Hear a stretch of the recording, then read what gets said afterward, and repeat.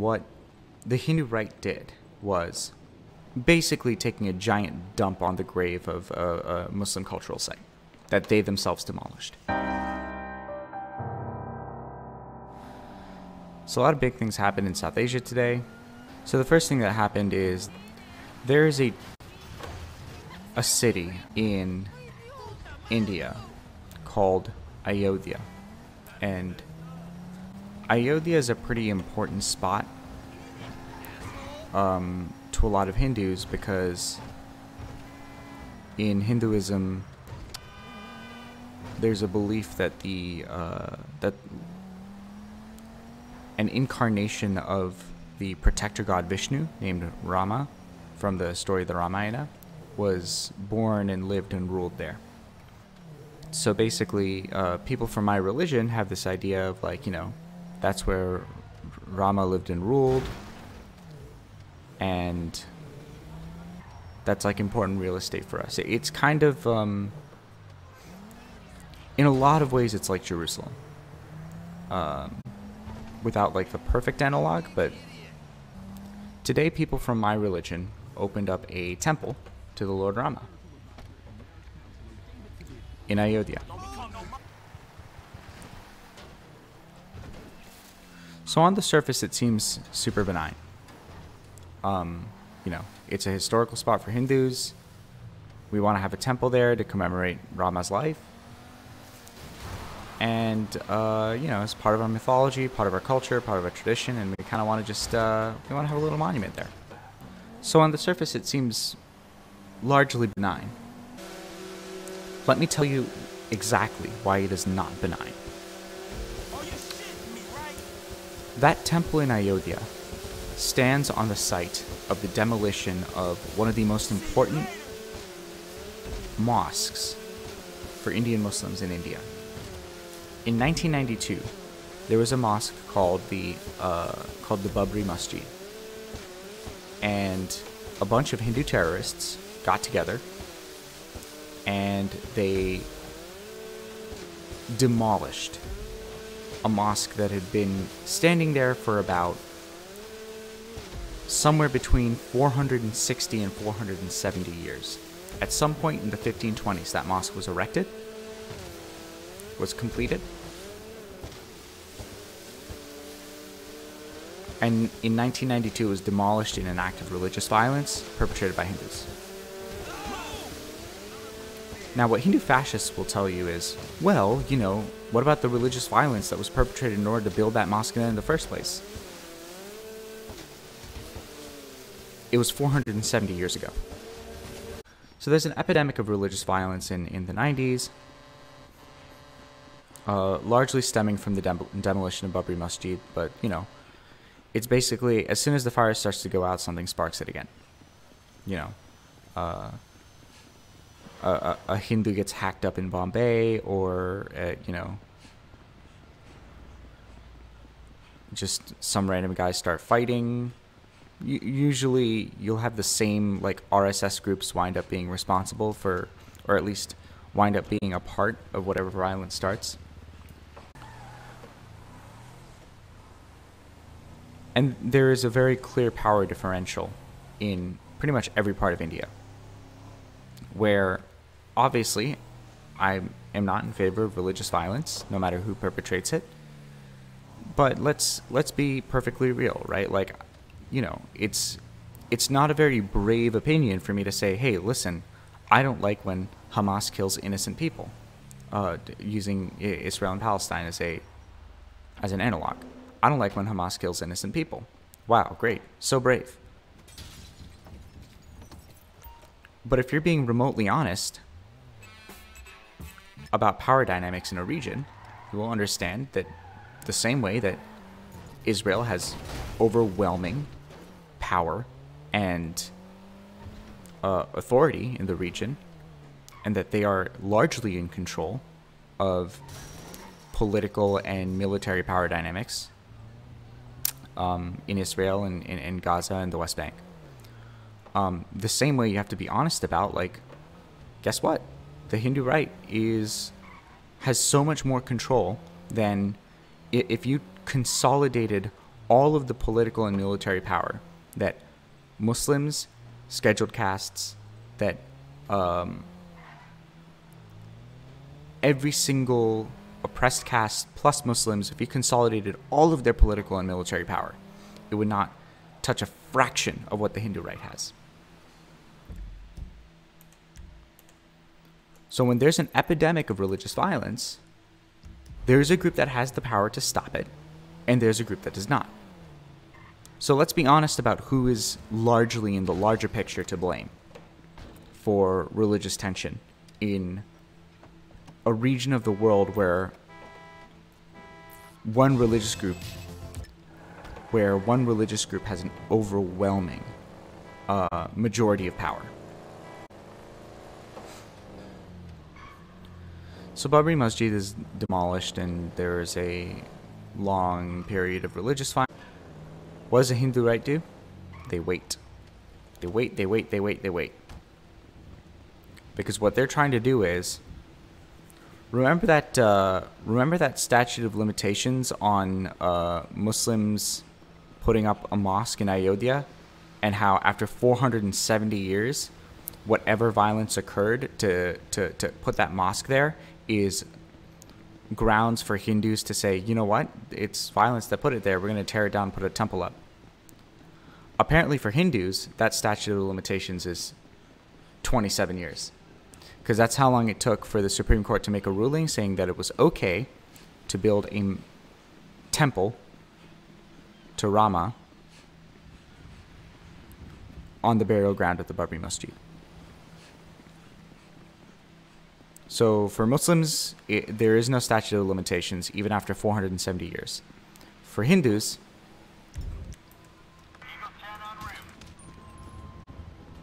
it's 25 years tops. So last year, yeah, so that's basically what happened. Last year, the Indian Supreme Court gave the go-ahead for, oh my goodness, that was bad. So after 27 years, the Supreme Court gives the go-ahead and say, we think enough time has passed. Listen, you're probably good.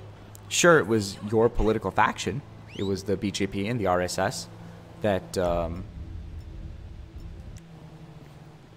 it was the RSS that demolished this mosque to begin with. And sure, a lot of the people who stoked the violence still operate in your party to this very day.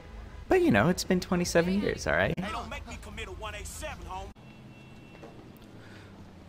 So in summary, what the Hindu right did was they took a nearly 500-year-old Muslim religious structure. They demolished it illegally in an act of terrorism. They waited about 28 years until the Supreme Court itself ruled in their favor and basically said it's been long enough since the initial incident happened that you guys can go ahead and build your own structure there. And they built a Hindu temple right where that mosque used to be. Basically taking a giant dump on the grave of a Muslim cultural site that they themselves demolished. Not so benign when you read it in those, with that lens. And the other thing that they did was, today is August 5th. It's the day that the site is unveiled. And if you had any doubt that this temple that's been opened is specifically a calculated and intentional move of Hindu imperialism, they opened it on the first anniversary of the Hindu fascist invasion of Kashmir. So Kashmir is a border region between India and Pakistan, and it is the most important military strategic estate in the conflict between India and Pakistan. And it's a very, very, very important piece of land, and it is highly contested. And we'll do a brief background on Kashmir in a couple minutes. But the main thing you need to understand while wrapping up the Ayodhya temple topic is that they chose to unveil it on the anniversary of the Kashmir invasion. I have a video on my political podcast channel as to the nature of how fascists use the military in order to stoke and incite insurgent violence, and then they use the insurgent violence as a justification for scaling systemic repression. So basically, this is what the Israeli military does. What they'll do is they'll create some false pretext for a mild military action, or not a mild, but like a military posturing in Gaza that they know is going to stoke Hamas violence. And then they use the Hamas violence to justify a larger insurrection, or a larger incursion, rather. That's exactly what India was doing in Kashmir. Is they did something that they knew would make Muslims and Kashmiri Azadis and Pakistanis as well very angry, and they used the anger and the very predictable violence that resulted as an excuse of saying, see, terrorism is a serious problem in Kashmir. Highly calculated, highly fascistic, and just overall, you know, some bad hombre shit. So basically what happened a year ago was, there is an article in the Indian Constitution. One of the most difficult parts of partition, which was, you know, was a disaster. And one of the worst parts of it was that it didn't know what to do with the border state of Kashmir. Hindus wanted their homeland, or India wanted to be free. A lot of them wanted India to be secular. But India was also very, very heavily influenced by an ideology called Hindutva. And Hindutva is now the ruling ideology politically in India today. It is the founding ideology of the BJP and of Narendra Modi. And Hindutva was basically a belief that the newly forming independent India should be a Hindu nation by default, and that if Muslims wanted to have their own homeland, that they should make one for themselves. And like any ethno or religious nationalist ideology, it was also a kind of the same way Richard Spencer's like, I don't think other races are inferior. I just think that other races should get their own countries and actualize themselves the same way that we do. Hindu nationalists like seldom want to stop at simply making India a Hindu state, which in itself is indefensible. But even beyond that, it's like, no, these guys don't want to stop there. They're also very interested in, interested in Hindu imperialism. And even if they weren't, like, you know, there is no historical grounds for, there's a million different conspiracy theories that they use to pretend that, like, Indo-Aryans originated on the South Asian subcontinent, that, yeah, it's a really messed up, like, structure of, like, lies and bullshit stories and urban myths that they'll use to try and justify that, like, India should belong to the Hindus and that everyone else should get their own country. It's really screwed up.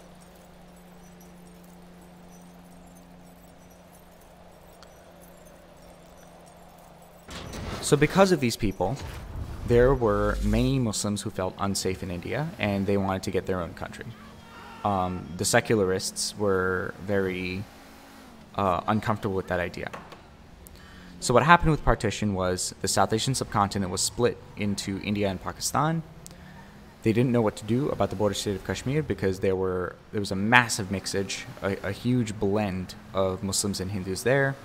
They weren't sure whether to give Kashmir to the Hindus or to India or to give it to Pakistan. So what the Indian Constitution basically did was they said, so Kashmir will be administered by India in that, like, you know, we're going to provide you protection, federal funds, and all that kind of stuff. But you're going to have relative autonomy because we don't want to impose our will on you without you getting a chance to choose where you want to accede or if you want to accede at all. So Kashmir was made an autonomous region of India, administered by India, but largely self-governing. And they said in 10 years or whatever, you're going to have a referendum, and you're going to decide,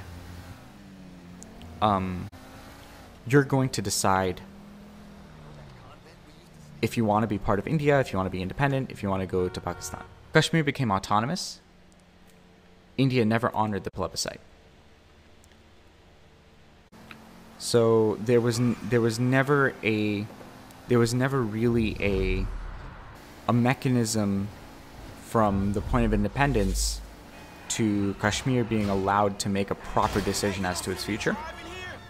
Both India and Pakistan were like, okay, we're going to, anytime Kashmir does something that indicates that they want to be a part of us, we're going to respect it, and then when they don't, we're going to ignore it. So the idea was eventually there was going to be a proper decision as to where Kashmir wanted to go, and that they were going to make that decision for themselves. I don't want to get too deep into Kashmiri history because I'm not familiar enough with it to make definitive statements, but largely that was the vibe of what happened in Kashmir over 70 years. And then there was also, basically Kashmir became the site for Pakistan to wage proxy warfare, essentially. Not really proxy warfare, but like covert warfare against India. It was called the death by 1,000 cuts strategy. And what Pakistan would do is they would fund insurgent groups and Azadi groups, so independence groups. And what would happen is there's a real Kashmiri independence consciousness that unfortunately has no power and has had no power. And there's people who want Kashmiri independence. And what happened was Pakistan knew that it could not win an all-out war against India. And so what they did was they funded independence groups so that these groups would get public approval, because on the surface, it's kind of like astroturfing. The groups themselves didn't have the money to fight India or Pakistan. But Pakistan had the money to fund them. They would fight against India. They would look really good doing it. And it would look like the fighting against Hindus, especially in Kashmir, was a product of Kashmiri independence, a desire for Kashmiri independence, when the truth was it was basically a proxy war being waged by Pakistan. And this resulted in, some really messed up stuff being perpetrated against Kashmir. And so, there is a both sides element to Kashmir especially. But at the end of the day, it was an independent and autonomous region that was supposed to eventually determine its own fate once we kind of sorted past everything. And what India basically decided was, the moment BJP was reelected, and they had the mandate to do so, the Modi government was basically like, okay, we're taking away Kashmiri independence and we're turning Kashmir into a Hindu state. So a big part of the imperialist project. And basically what happened is they tried to annex Kashmir. It stoked a bunch of freedom fighter violence, and then they used the violence at the border that they had basically incited to escalate further conflict and military. So the reason I bring up all of the violence against Hindus and stuff is that that is the main excuse and justification used for all of the imperialism being enacted upon Kashmir right now. And I want to be totally transparent about it, because it's even taking all of that into account, there's no justification for turning Kashmir into a Hindu state, which is what BJP's experiment is. They annexed Kashmir without rhyme or reason. They said, oh, we're worried about terrorism in the region, so we're just going to revoke their autonomy. They knew that would stoke violence, and then they used the violence that it stoked, the violence that it incited, as a justification for repressing Kashmiri rights, for rounding up, and detaining and arresting people, illegal detentions, the cutting off of communications, cutting off the internet in the Kashmir, in regions of Kashmir. So, this is overt fascism that has been and is being enacted on the region of Kashmir. So you have to understand, and you have to synthesize all of these issues and comprehend that, like, these are all part of a project by the same political party, which is the Bharatiya Janata Party, the RSS, which is, the political wing of the RSS, India's Hindu nationalist faction. That all of these are coordinated because, well, they're being orchestrated by the same party, right? The demolition of Babri Masjid, the planned, coordinated, where they destroyed the mosque. They waited up to 3 decades for the Supreme Court to lift the so-called statute of limitations on the terrorist attack. And then they built the mosque, right? They invaded Kashmir, and on the first anniversary of that invasion, they're unveiling the mosque. It should be crystal clear that this is a coordinated effort to spread Hindu imperialism and forcibly remove Islam from the zeitgeist of Indian consciousness, to denormalize Muslim identity as a part of Indian identity, which it has never, ever not been a part of Indian identity. Muslims have always been part of the subcontinent. They were always part of the British Empire. They were always a part of India. And Hindu nationalism is systematically trying to remove Islam from India. Not in the terroristic secularism that China is imposing on the Uyghurs, but rather in the religious imperialism akin to evangelicals in America trying to turn the country into a Christian nation, right? And in its modern form, it is all possible because of Narendra Modi, who, and I was as much at fault for this as anyone, because it was by design. He ran for prime minister as a reformist, and the majority of people not having a proper, cogent understanding of Gujarat politics circa 2002 were reeled in by this reformist image that he presented, and we were completely fooled by it. I was like a 20 to 21 year old American kid, so there's only so much that I had the power to influence. But Modi partly won because of the Indian American community. He partly won because of the NRI, the non-residential Indian community. That's something that the Hindu right and the Israeli right have in common, is that they're very, very, very good at mobilizing their global diaspora communities in their favor.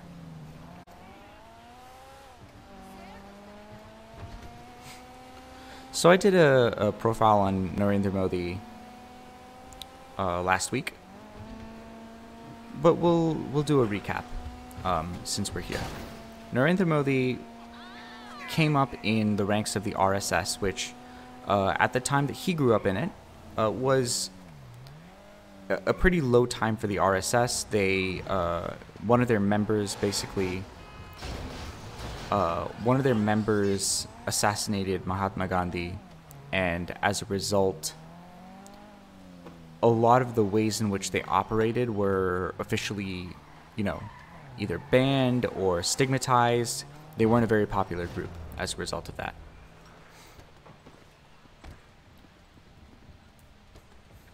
So what they became was a youth development organization, basically kind of a community service outlet. And it was a great way of rehabilitating their image. They went straight full on into community service, youth development, and were able to continue fostering the Hindu nationalist ideology in a way that was, they didn't have to operate super politically. Which is where the Janata Party and then the Bharatiya Janata Party came out of, the BJP, that they needed to rebrand and they needed to have a political wing that wasn't, integrally associated with the RSS.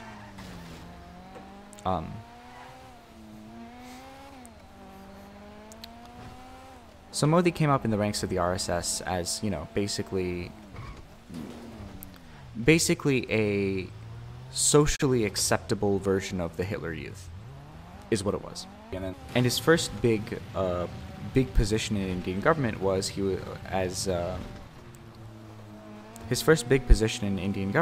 as Chief Minister of Gujarat. And Gujarat is a state in northwestern India that is, I would say, probably one of the most clear-cut breeding grounds for Hindu nationalism.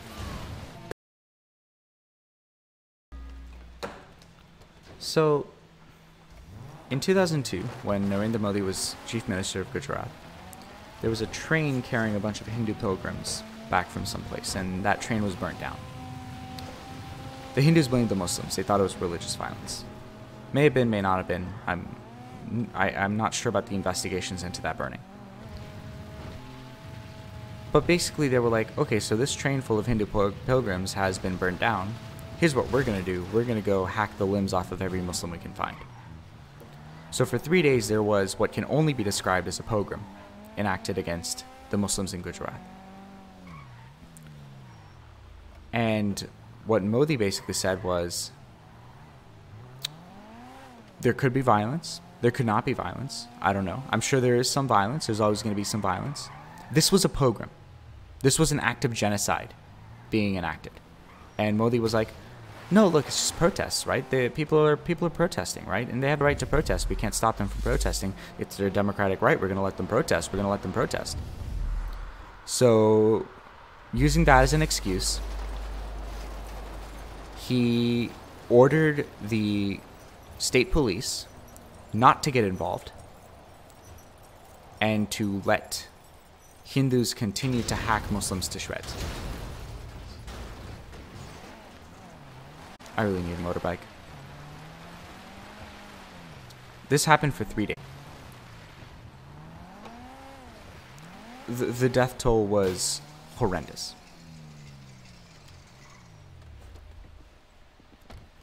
And an investigation commission, akin to the way that Robert Mueller said that there was not enough evidence to indict Trump on certain charges, but which did not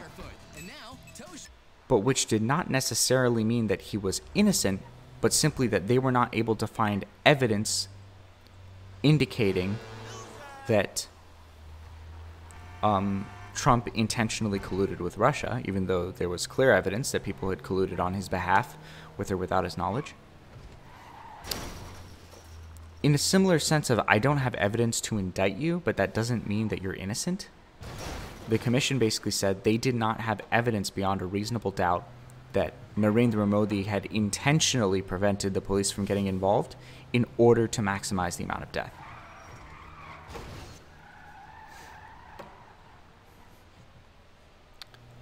And what defenders of Modi will say is that he had a clean shit, which basically means he was found innocent of all public charges, which is just patently untrue. At best, he was guilty of grotesque negligence.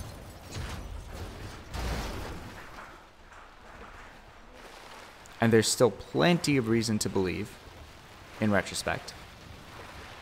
By plenty, I mean it's just inductively true, right? Like, you can't know for 100% sure. But there's very little reason not to believe that everything he did was calculated in an attempt to empower and embolden Hindu religious violence, just based on everything he's done since then.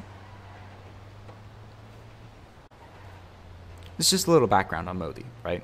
This is why I call him the most dangerous person. This is Bill Barr on steroids. An extremely intelligent, highly charismatic, brilliant man who, if you analyze his behavior over the past 40 years of his life, through the presumption that he was trying to further the cause of Indian Hindu fascism, there is not a move he has made from 1990 to 2019 that has not been perfectly positioned to increase the power of Hindu fascism in India. So yeah, you can't like say for sure what someone's intentions are, ever. But you can apply a presumption to someone's behavior, to an analysis of someone's behavior after the fact, and you can see how it makes perfect sense and more sense than any other hypothesis. And that hypothesis for Modi is that he is a fascist who wants to expand Hindu power and Hindu nationalistic power, and he wants to basically expel Islam from India. And everything from Gujarat to 2014 to the revocation of Kashmiri autonomy to standing aside as the Supreme Court approves the mosque, to the duo of citizenship laws that were passed, in which basically it was designed, the laws were in essence designed to facilitate the deportation of Muslims and only Muslims, and gave the chance for everyone but Muslim immigrants to find a pathway to citizenship.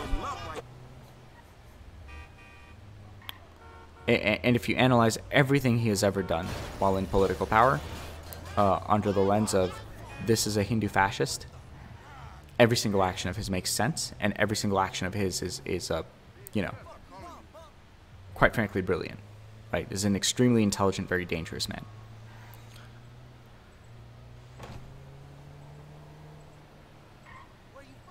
In 2002, after the Gujarat riots, his actions outside of India were so universally agreed upon to have been either directly fascistic or fascistic in their negligence, that the United States banned him you got off lucky, homie. from the country. So that culture of American opposition to overt Hindu fascism ended when Barack Obama called a bilateral summit with Modi with the very specific intention of rehabilitating his public image. And that goes into a larger conversation about how our purported opposition to fascism has always, always, always deferred to U.S. business interests. And, South America is a prime example of this. That we have always claimed to be against fascism, touting, World War II or whatever as, our pride and joy of, we beat the Nazis, right? But at the end of the day, since World War II, there has never been a moment in American history where the U.S. has not been willing to enable, cozy up to authoritarians, tyrants, dictators, and straight-up fascists.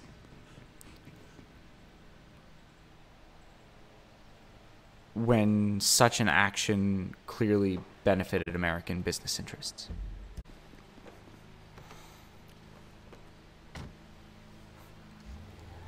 And there are plenty of indicators on this through line, right? The U.S.-backed removal of Salvador Allende and replacing him with Pinochet, the U.S.-backed removal of Lula da Silva and replacing with Jair Bolsonaro, who is a clear, who is a clear proto-fascist, and was endorsed by the Wall Street Journal, because Lula da Silva was trying to create a currency bloc to compete with the dollar, and that was a no-no for American oligarchs. The U.S.-backed the U.S.-backed fraudulent OAS commission against Evo Morales and the military coup that was enacted against him. The current in-progress neoliberal design, essentially, to replace Nicolas Maduro with Juan Guaido. And I don't like Nicolas Maduro, but Juan Guaido has never been elected president. He is not in any way a legitimate democratic leader. There's absolutely no grounds for installing him as president of Venezuela. And I'll be very clear, it is very important that we elect Joe Biden and replace Donald Trump. But when we elect Joe Biden, this is going to be part of his foreign policy, is he is going to be lobbying to install Juan Guaido, a man who has never been elected to the presidency of Venezuela. He's going to be pushing to legitimize Juan Guaido as the true president of Venezuela. It is an experiment that is already underway by neocons and neoliberals alike. So in the grand scheme of things, this is completely a part of Barack Obama's legacy. At the end of the day, Obama normalized a fascist to serve U.S. business interest. But make no mistake, Narendra Modi is one of the most evil and, in a vacuum, the most dangerous human being on the planet. And he is in control of the largest democracy in the world.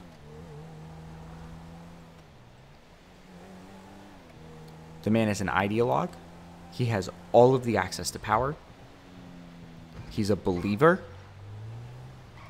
And he knows how to gain, curate, and use power at his behest.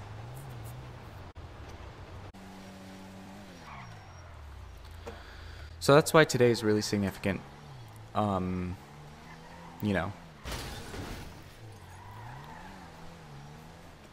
It's the opening of a temple that symbolizes a huge facet of religious violence being enacted against the Muslim community in India. It's not a coincidence that it was opened on the anniversary of the incursion into Kashmir, and generally speaking is part of a larger experiment to expel Muslims and reoppress caste in India and in the South Asian subcontinent in general.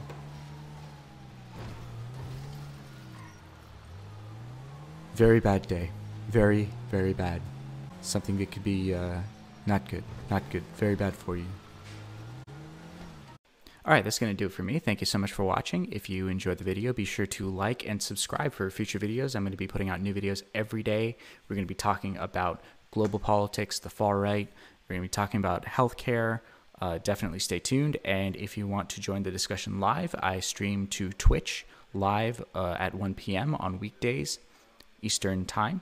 Otherwise, stay tuned. New videos every day. Thanks so much for watching.